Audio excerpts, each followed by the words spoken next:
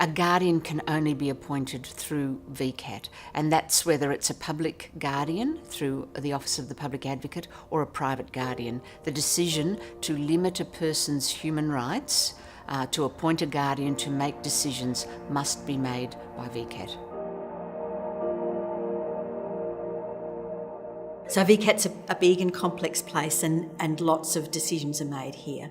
One area of VCAT is called the Guardianship List, and it's within the Guardianship List that we make decisions about, well, several things, more than just Guardianship Administration, but including decisions about whether to appoint guardians, whether to appoint administrators. We have what are called hearings. So a person will make an application. An advocate, for example, might make an application because they're concerned about whether a person is being taken advantage of, for example, or is some way vulnerable and needs the protection of an order. At the hearing, there'll be, let's say, for example, the person with a disability, there might be her advocate, there might be her sister, perhaps there are other family members. All of those people will get together. There'll be a VCAT member, and the VCAT member makes a legal decision at the end of it and explains what that decision is. So the VCAT member isn't saying, so I'm just going to write down what you all agree is the best thing. The VCAT member makes the decision, and that's a formal binding order. And then the VCAT member prepares that order and provides a copy of it to everybody, and everybody has to comply with that order.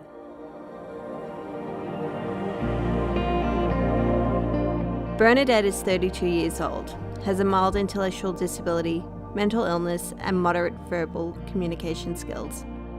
She lived with her mother and was happy and social, often talking to people and joining in activities. After the recent death of her mother, Bernadette moved in with her older sister. After that, her attendance at day program decreased, and she no longer attends social activities on the weekend. The day program staff also noticed a change in Bernadette's behaviour and personal care. She wore tattered, dirty clothes, lost weight, and was visibly unclean. When staff asked her why, Bernadette became upset, telling them she wanted to attend, but couldn't, as her sister said there wasn't any money, and she had to stay home and do the cleaning. Bernadette also said she didn't like living with her sister, as she was made to live by herself in a caravan in the backyard, with no electricity or running water. A staff member from the day program contacted an advocacy service on behalf of Bernadette to seek advocacy support to improve her circumstances. Yeah, so Bernadette has been referred, I think, to an advocate who'll be also thinking through all of these things and thinking through what alternatives there are. Then once everyone was with us at the hearing, we'd be thinking about, first of all, as I say, is it the case, well, what are the decisions before Bernadette? Is it the case that she can make them herself, or can she make them with someone supporting her to make them?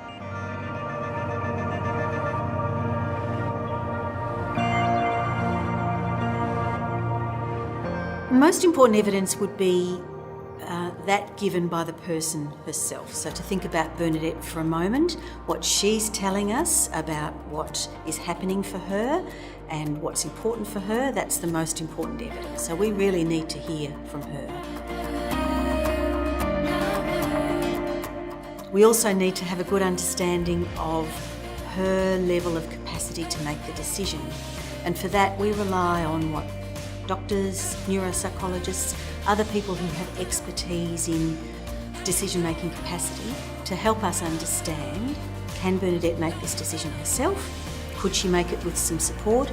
Or does she need a formal decision maker, a guardian or an administrator, to make it? So Bernadette's telling us that she doesn't have access to her income. So we'd need to, it would certainly be helpful to have information about, evidence about what's happening with her money, look at bank accounts, and so on. With the other questions that might come up, such as, is living there with her sister the right place for Bernadette to be? Should she be attending the day program every day? What kinds of other activities should she be doing? We might find in discussion and with the advocate support that Bernadette can make a lot of those decisions herself. She can say, well, I don't want to be living there, I want to be living somewhere else. It might be an advocate can help her explore options. And it might be, as I say, that those decisions can be made without the need for a guardian to come in and make them. So we would listen very carefully to Bernadette, what she wanted, and we'd look then at whether there was a person in her own circle who could set aside their own interests and focus on Bernadette's best interests, who was in no conflict of interest with Bernadette, who wouldn't be working at cross purposes to what was important for her, what was in line with her wishes, what was in her best interests. If there wasn't anybody in Bernadette's own personal circle, then we would be looking to the public advocate. AOPA has a lot of guidelines to guide staff in dealing with people with disability who are subject to a guardianship order. So it depends on what the particular decision is that a guardian needs to make. So, for example, we have an accommodation guideline, we have a healthcare decisions making guideline, we have one on working with culturally and linguistically diverse people. We have, and we're in the process of developing one on working with Aboriginal and Torres Strait Islander people. So we have a lot of guidelines to help us make the decisions, and that's also to help us make consistent decisions. There's around 1,700 people under guardianship in any 1 year, but typically there would be about 800 appointments a year. So in making a decision, a guardian needs to give effect to a person's wishes wherever possible, and that will mean talking to the person themselves, their family, their friends, trying to get a picture of what it was that what decision a person might want to make had they had the capacity to make that decision. But the overriding principle remains best interests. And that is, if a person's expressed views are at odds with their best interests, then it would be best interests that would prevail. Once a person is appointed administrator or is appointed guardian, they have a lot of power. They're standing in the shoes of the person they're making decisions for, and can decide anything that person would decide. So they can, for example, withdraw all the money from the bank account. They can sell a property. They can make decisions about a person's superannuation. They've got a lot of power. You have a lot of power as an administrator. You also have a lot of power as guardian, because you are saying, I'm making these decisions as if I were the person herself. So we ask guardians and administrators to be very transparent about the decisions that they're making, very accountable for them. We ask them to report to VCAT about the decisions that they're making, and we monitor orders. We keep an eye on orders to make sure that they don't continue longer than they're needed. Guardianship is a last resort. There are no other alternatives. And yes, there's always risks with these decisions. Firstly, did VCAT make the right decision in appointing a guardian? Did AOPA make the right decision in making a decision about another person's lifestyle? That's why we have a process where internally, if somebody thinks we haven't made the right decision, they can ask us for a statement of reasons. So we can give you reasons as to why we made a particular decision.